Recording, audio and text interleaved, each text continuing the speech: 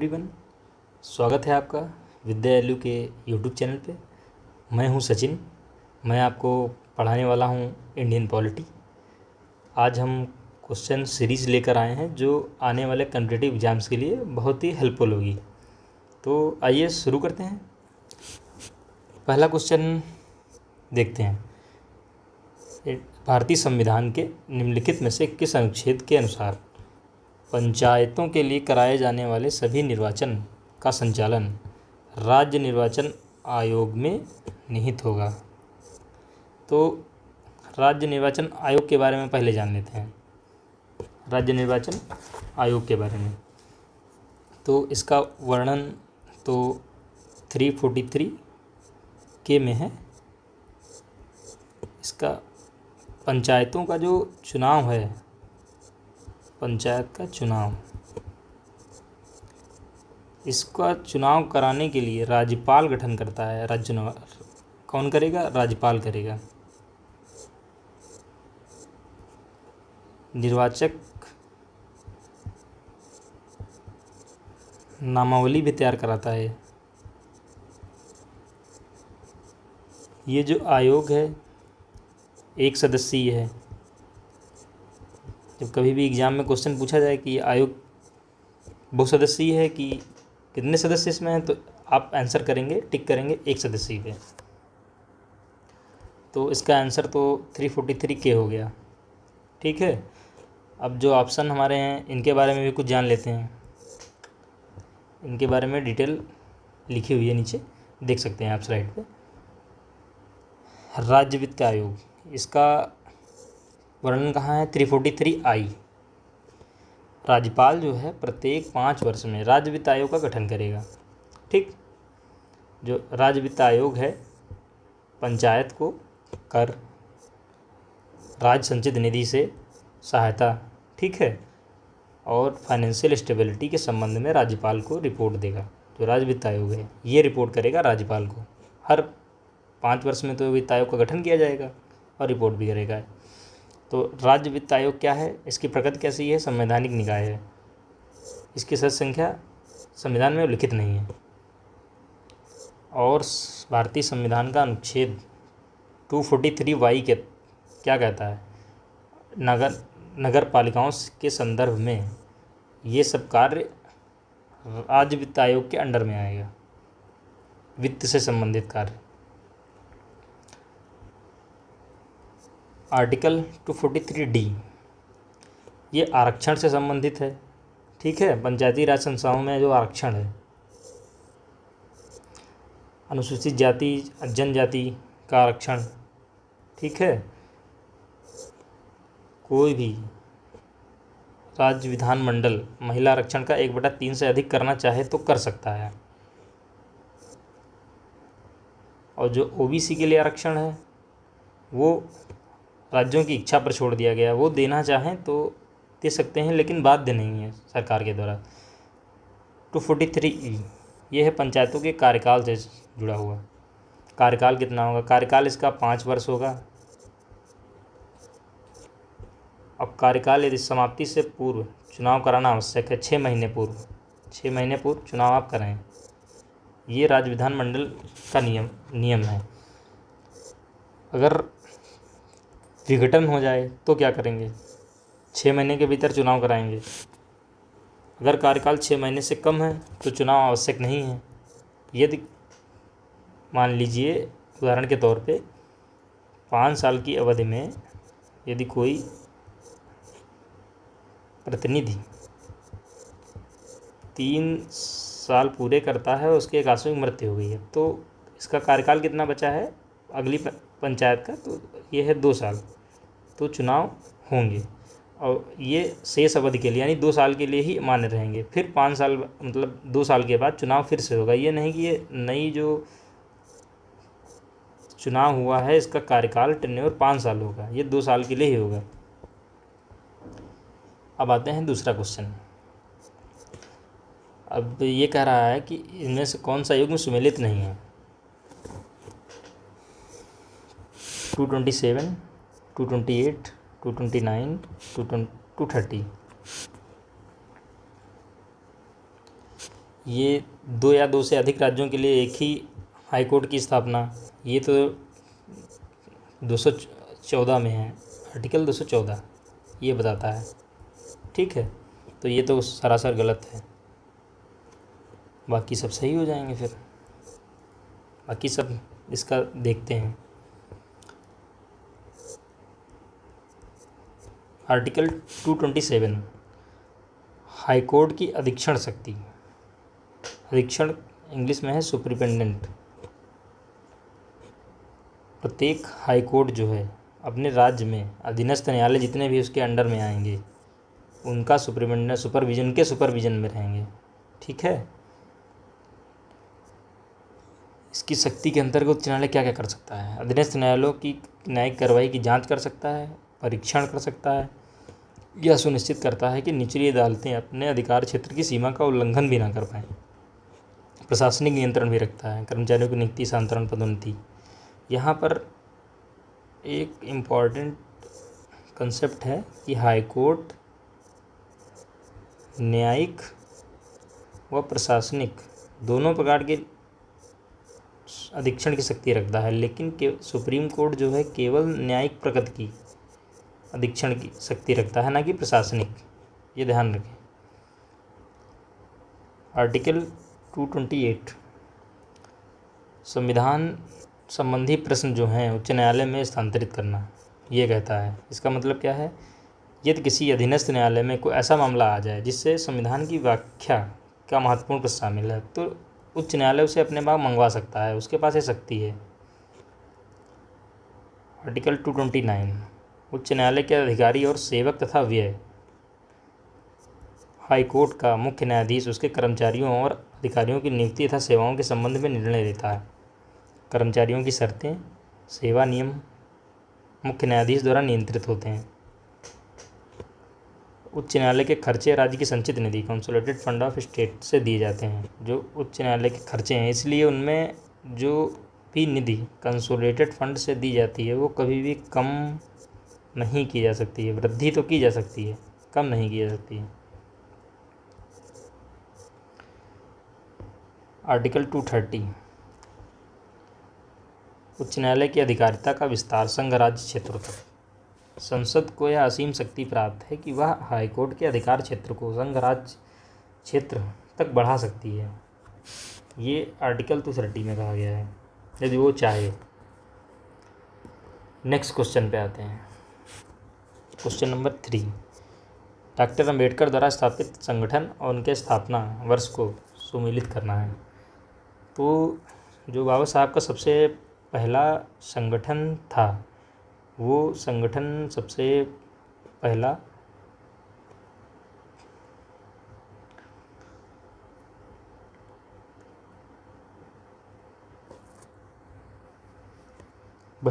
बहिष्कृत हितकारिणी सभा 1924। ठीक है। समता समाज संघ 1927। दलित वर्ग शिक्षा समिति 1928। Independent labour party 1936। बहिष्कृत हितकारिणी सभा क्या थी? यह दलितों के सामाजिक और राजनीतिक अधिकारों की रक्षा के लिए बनी। समाज समता संघ, इसका उद्देश्य क्या था? जातिवाद, असमानता को कम करना था।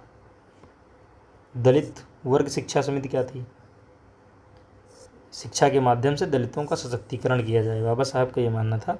इंडिपेंडेंट लेबर पार्टी राजनीतिक दलितों और श्रमिक वर्गों के हितों के लिए, ये राजनीतिक दलित जो थे और श्रमिक वर्ग, इनके हित के लिए इन्होंने इंडिपेंडेंट लेबर पार्टी बनाई 1936 में। आते हैं नेक्स्ट क्वेश्चन पे। संविधान सभा की प्रारूप समिति की पहली बैठक कब हुई थी? तो ये प्रारूप समिति क्या थी, पहले इसके बारे में जानते हैं, फिर इसकी पहली बैठक कब हुई इसके बारे में जानते हैं। इसकी पहली बैठक 30 अगस्त 1947 को हुई है। प्रारूप समिति, ड्राफ्टिंग कमेटी, इसके अध्यक्ष कौन था? इसके अध्यक्ष बाबा साहेब अम्बेडकर थे।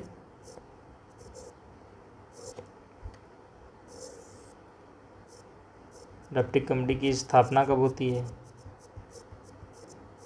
29 अगस्त 1947। और फैक्ट देख लेते हैं।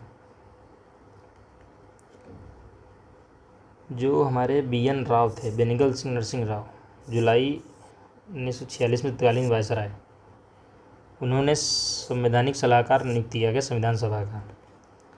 BN राव ने ही ड्राफ्टिंग कमेटी का पहला प्रारूप तैयार किया था। जो क्वेश्चन आए, पहला प्रारूप किसने तैयार किया था? BN राव ने, बेनिगल नरसिंह राव। संविधान सभा का जो बिजनेस कमेटी थी, उसने सिफारिश करी थी कि प्रारूप जो है संविधान की समीक्षा के लिए प्रारूप समिति का गठन किया जाए। संविधान की जो समीक्षा करेगा बाद में, संविधान बनने के बाद में। तो उसके बाद हुआ क्या कि प्रारूप संविधान का प्रारूप था, वो विचार विमर्श के लिए 29 अगस्त 1947 को सत्यनारायण सिन्हा के प्रस्ताव पर प्रारूप समिति का गठन भी किया गया। इस समिति का जो पूरा नाम है committee to scrutinising draft constitution, 30 अगस्त 1947। डॉक्टर अम्बेडकर को प्रारूप समिति का निर्विरोध सभापति चुन लिया गया। इसमें 7 सदस्य थे। तो क्वेश्चन आता है इसके 7 सदस्य थे। अब देखते हैं कौन कौन से सदस्य थे। पहले तो अध्यक्ष बाबा साहब बी आर अम्बेडकर ही थे। एन गोपालास्वामी अयंगर थे। अलादी कृष्ण स्वामी अय्यर थे। KM Munshi, Kanhaiyalal Maneklal Munshi, KM Munshi, Mohammad Sadulla, N माधवाराव, TT Krishnamachari. ये DP खेतान जो थे, उनकी मृत्यु के बाद आ गए थे। DP खेतान इनकी मृत्यु के बाद ही। अब आते हैं नेक्स्ट क्वेश्चन पे।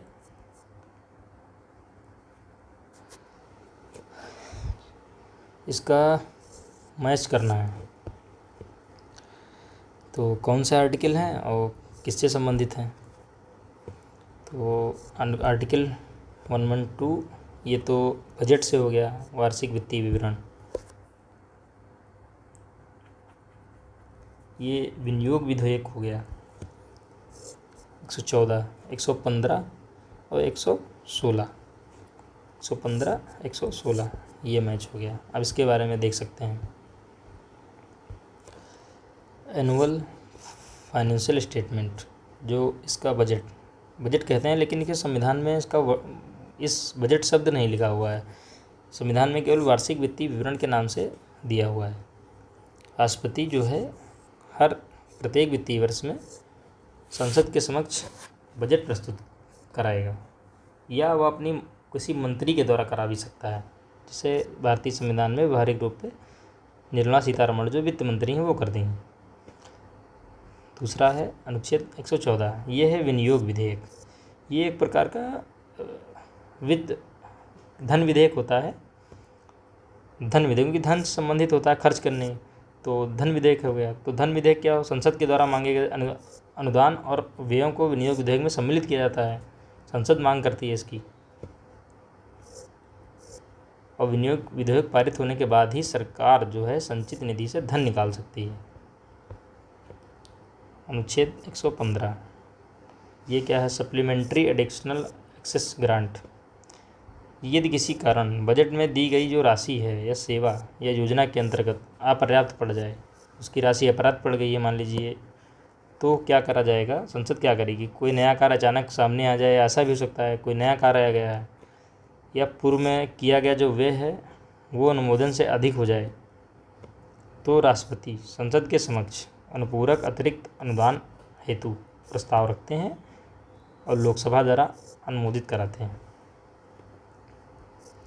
Vote on account, vote of credit और अस्थायी अनुदान। यदि किसी कारणवश संसद वार्षिक वित्तीय विवरण जो बजट है तुरंत विचार विमर्श करके अनुमोदन न कर पाए, तो सरकार अस्थायी खर्चे के लिए प्रावधान किया गया है। इसमें 3 प्रकार के हैं।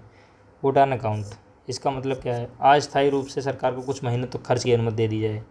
वोट ऑफ क्रेडिट, कोई आपातकालीन परिस्थितियाँ आ गई हैं, मान लीजिए आपातकाल लगा हुआ है, तो संसद द्वारा सरकार को धन खर्च की अनुमति दी जाएगी जिसका विवरण देना संभव ना हो पाए। एक्सेप्शनल ग्रांट हैं कि ऐसे विशेष कार्यों के लिए धन का प्रावधान जो नियमित बजट का हिस्सा ना हो, वो रोजाना बजट के हिस्से ही ना हो, वो अलग विशेष कार्य के लिए दे दिया जाए, तो वो एक्सेप्शनल हो गया अनुदान। अब हम आते हैं क्वेश्चन नंबर 6, कौन सा युग्म सम्मिलित नहीं? तो इसमें है राज्य और विधानसभा सीटें। तो आप लोग कमेंट कीजिए कौन सा सही है कौन सा नहीं है। तो केरल की तो 140 सीट हैं, मध्य प्रदेश की 230, महाराष्ट्र की 288, कर्नाटक की जो सीट हैं ये 224 सीट हैं, 226 नहीं है, ध्यान रखें। आपको इस समय महाराष्ट्र सरकार का सीटें हैं 288। इसका संदर्भ इसलिए आपको बता रहे हैं क्योंकि हाल ही में पिछले 1-2 वर्ष पहले 2022 के आसपास इसमें क्या हुआ था, शिवसेना और भाजपा ने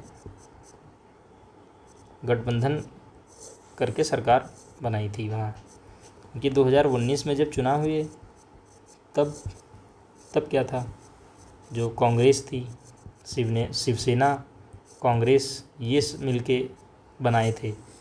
ठीक है, 2022 में कुछ परिस्थितियों के कारण जो एकनाथ शिंदे थे शिवसेना अपने विधायक लेके भाजपा में चले जाते हैं, तो इस समय शिवसेना एकनाथ शिंदे की सरकार है वहाँ पे। देवेंद्र फडणवीस जो भाजपा के नेता हैं। तो आते हैं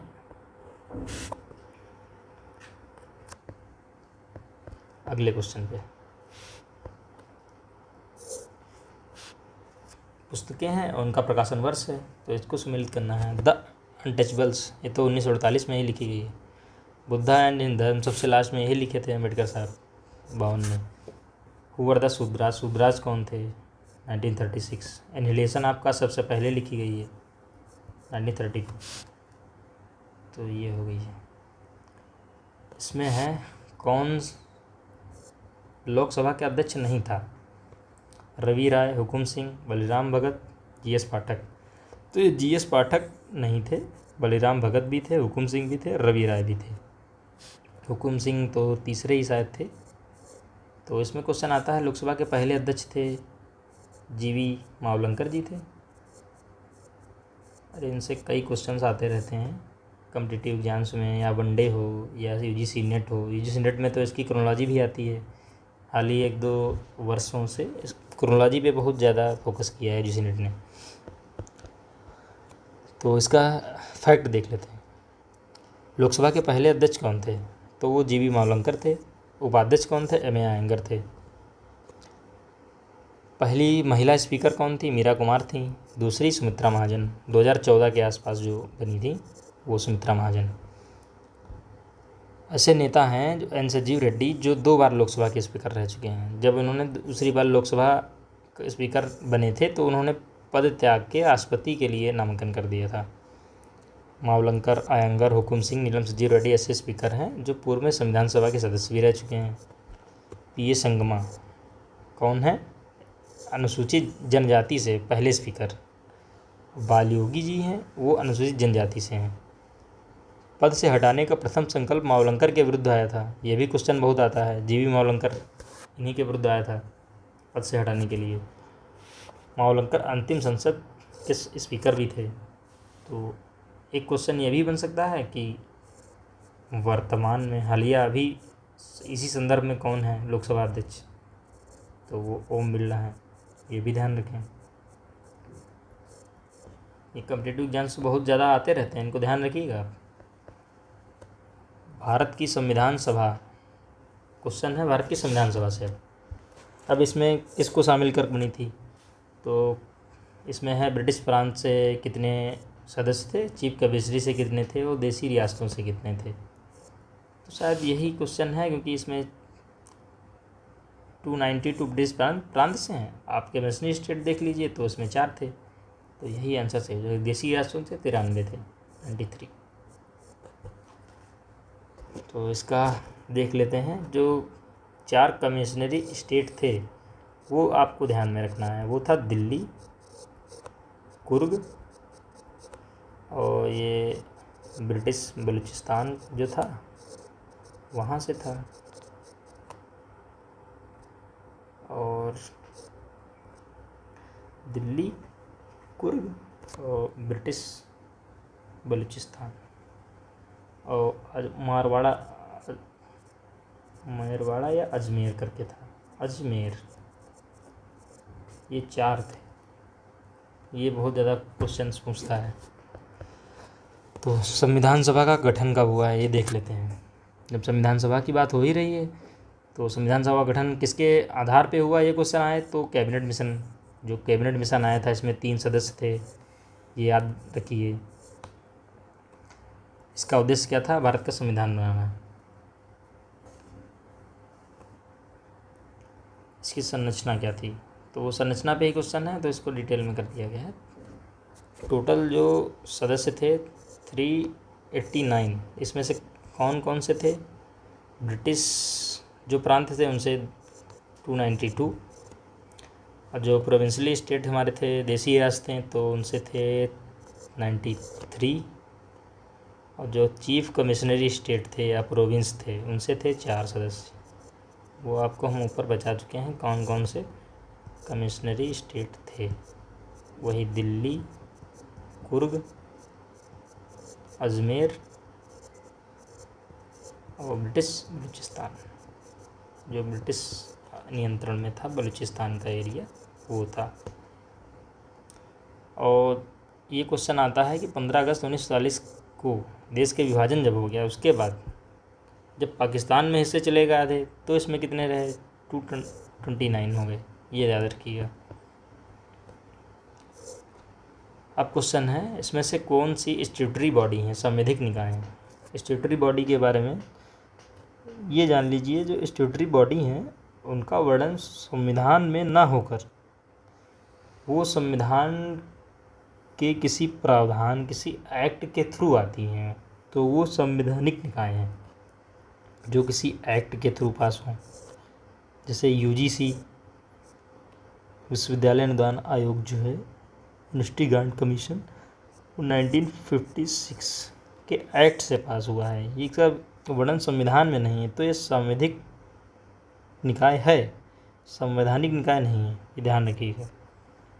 यूपीएससी, इसका वर्णन तो 315 में है ही, तो जाहिर सी बात है भाग 15, तो ये संवैधानिक निकाय है, कॉन्स्टिट्यूशनल बॉडी है, स्ट्यूटरी बॉडी नहीं है। राष्ट्रीय मानवाधिकार आयोग 1993 ये एक्ट के थ्रू बना है। इसका कार्य तो जानते ही आप, मानव अधिकारों के संरक्षण करना। और राष्ट्रीय अल्पसंख्यक आयोग ये भी एक्ट के थ्रू पास हुआ है, तो इसका डिटेल देख लेते हैं। यूसी एक्ट 1956, यूपीएससी ये तो आयोग उसका प्रावधान ही है। राष्ट्रीय ह्यूमन राइट्स कमीशन आयोग, ह्यूमन राइट्स कमीशन जो है वो 1993, और राष्ट्रीय अल्पसंख्यक आयोग ये 1992, national commission for the minorities act के थ्रू आया था। इसकी प्रकृति कैसी? सांविधिक निकाय है, सांविधिक निकाय ये भी संवैधानिक निकाय है, ये ध्यान रखिएगा। नेक्स्ट क्वेश्चन पे आते हैं। इसमें कूट दिया हुआ है, इसमें मैच करना है। तो ग्रेन्यूल ऑस्टिन ने क्या कहा है भारतीय संघवाद के बारे में? केसीवियर का मत क्या था? एपएलबी का था? आइवर जेनिंग्स का क्या? तो ये देख लेते हैं हम। पहले देख लेते हैं क्वासी फेडरेशन का मतलब क्या है। क्वासी फेडरेशन का अर्थ होता है अर्ध आंशिक। भारतीय संविधान को कई विद्वानों ने क्वासी फेडरेशन कहा है क्योंकि इसमें संघ और राज्य दोनों शक्तियों का विभाजन है, परंतु अंतिम शक्ति केंद्र के पास है। शक्तियों का विभाजन केंद्र सरकार के पास भी है और राज्य सरकार के पास भी है, लेकिन अंतिम शक्ति का मतलब यह है कि अगर आपातकाल लगा दें, अगर इमरजेंसी, केंद्र सरकार, राज्य का जो प्रतिनिधि है केंद्र सरकार का, राज्य में प्रतिनिधि राज्यपाल है, राज्यपाल की सिफारिश पे आपातकाल कौन लगाएगा? राज्यपाल की सिफारिश पे आपातकाल राष्ट्रपति लगा सकता है। तो यदि आपातकाल राष्ट्रपति राज्य में लगा दे तो सारी शक्तियाँ राज्यपाल में निहित हो जाएंगी, वहाँ का विधानमंडल भंग हो जाएगा और राज्यपाल केंद्र सरकार का प्रतिनिधि है, यानी कि केंद्रीय जो अंतिम शक्ति है केंद्र के पास है। यहाँ पे राज्य कमज़ोर पड़ जाता है।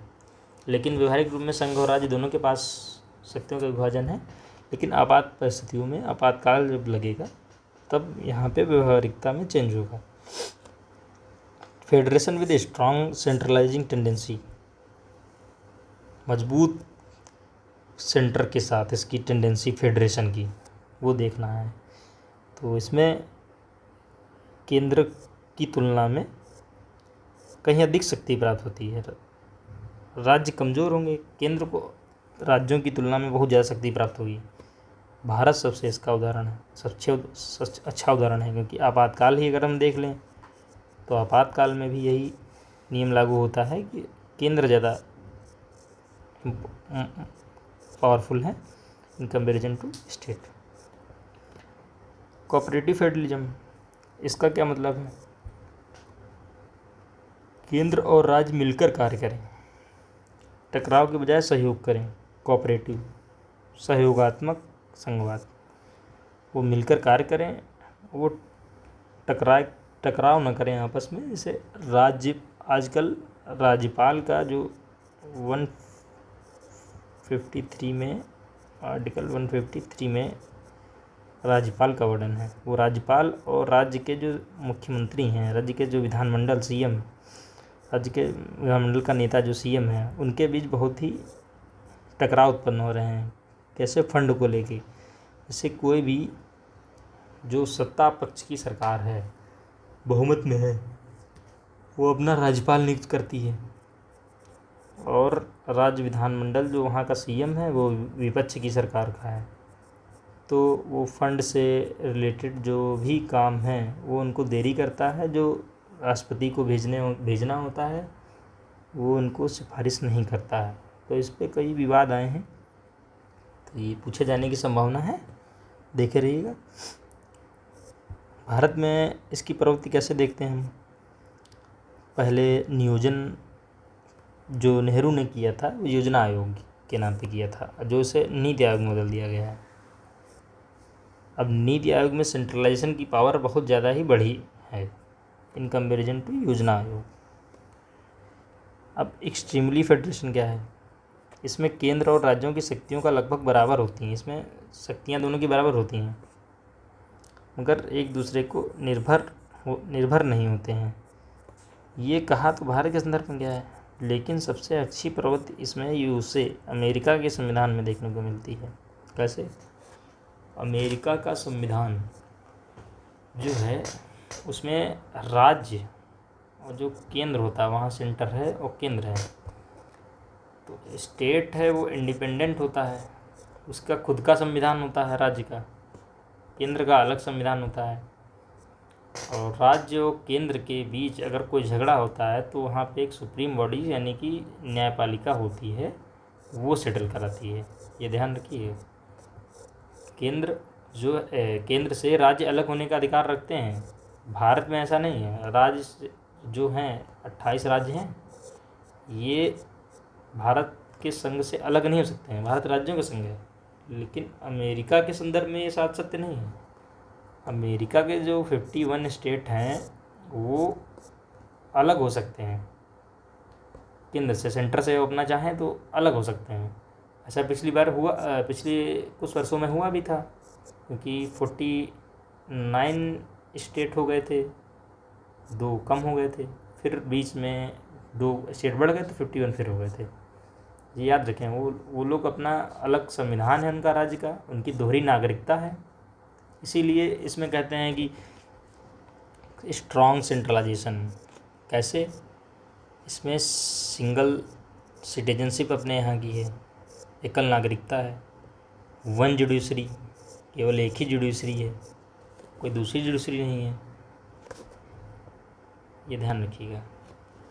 तो आज का सेशन समाप्त होता है। मिलते हैं हम नए लेक्चर के साथ। धन्यवाद।